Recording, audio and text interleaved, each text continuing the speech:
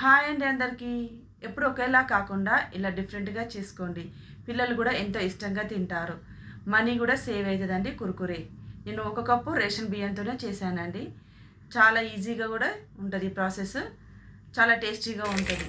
నేను ఎలా చేశానో ఈ వీడియోలో చెప్తాను. ఇంకా లేట్ చేయకుండా వెళ్దాం పదండి. ఒక కప్పు రైస్ తీసుకున్నానండి. రేషన్ బియ్యమే. మన ఇంట్లో వాడుకునే రేషన్ బియ్యంతోనే చేసుకోవాలి. ఇలా లో టు మీడియం ఫ్లేమ్లోనే ఫ్రై చేసుకోవాలండి. మనము డైరెక్ట్ పిండితో కూడా చేసుకోవచ్చు, కానీ ఇలా చేస్తే క్రిస్పీగా ఉంటాయి కురుకురేలు. ఇలా మనకు 3 నిమిషాలు పడుతుందండి. ఇక్కడ నేను స్టవ్ ఆఫ్ చేసేసుకున్నాను. చల్లారాలి. 15 నుంచి 20 నిమిషాలు చల్లార్చుకోవాలి. రైస్ను మొత్తం చల్లారాలండి. చల్లారినాక ఒక మిక్సీ జార్లోకి రైస్ని వేసుకోవాలి. మనకు చల్లారితేనే బాగుంటుంది, అందుకని మొత్తం చల్లారినాక నేను తీసుకుంటున్నాను మిక్సీలోకి. ఇలా మొత్తము మిక్సీ చేసుకోవాలి.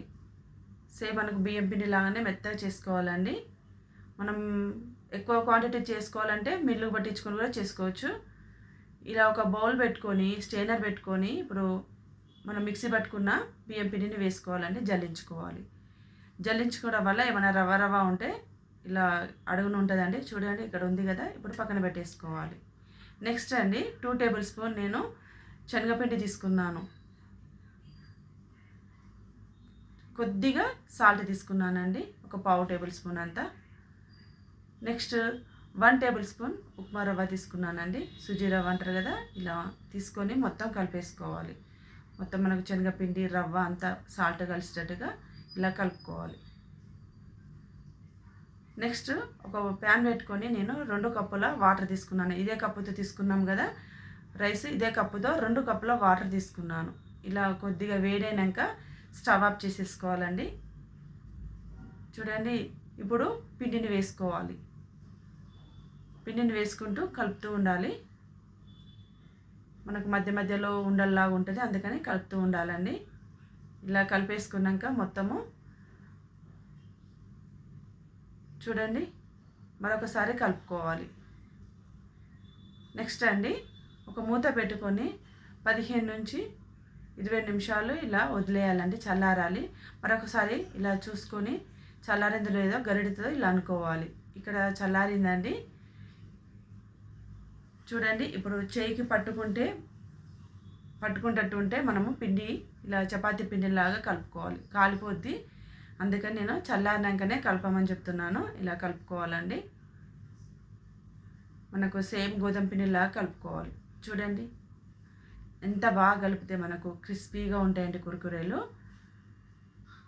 మొత్తం సాఫ్ట్గా కలుపుకోవాలి. మనకు తడిగా లేకుండా పొడి పొడిగా ఉంటే నీళ్ళు వేయొద్దండి. చేతికి నీళ్ళు అంటుకొని ఇలా తడుపుకోవాలి. నెక్స్ట్ అండి చిన్న చిన్నగా ముద్దల్లా తీసుకోవాలి.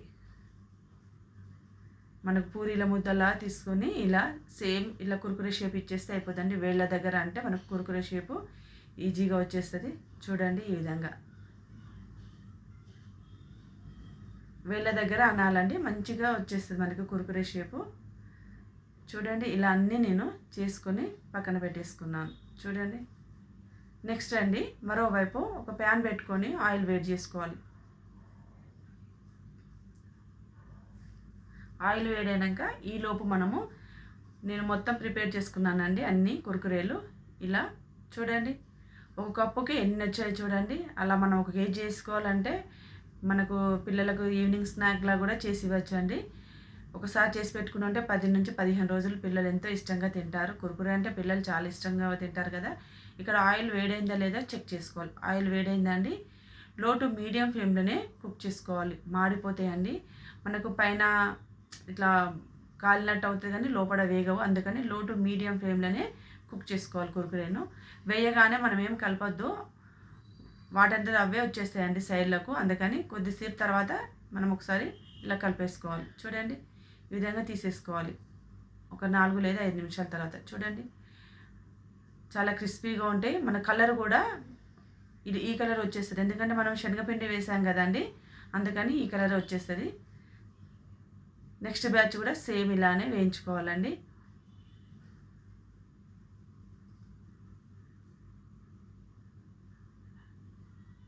ఇలా అన్నీ తీసుకొని ఒక ప్లేట్లోకి తీసుకోవాలండి. చాలా బాగుంటాయి. చూడండి ఎంత క్రిస్పీగా, మీరు సౌండ్ కూడా చూడండి ఎంత క్రిస్పీగా వచ్చాయో.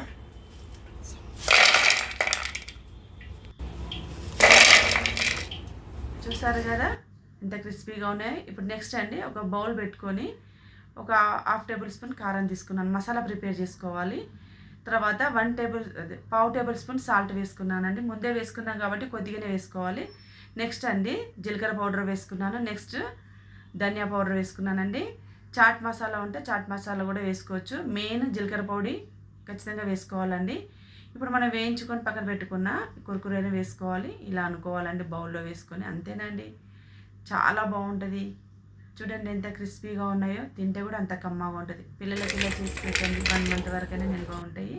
మనం ఎక్కువ క్వాంటిటీతో చేస్తే చాలా ఇష్టంగా తింటారు. మనం బయట కొనాల్సిన అవసరం లేదు. మనీ కూడా సేవ్ అవుతుంది. ఇంట్లో చేసి పెడితే చాలా రోజులు వస్తాయి. ఈ వీడియో మీకు నచ్చిందా అండి? నచ్చదని కోరుకుంటున్నాను. థ్యాంక్ యూ అండి అందరికీ.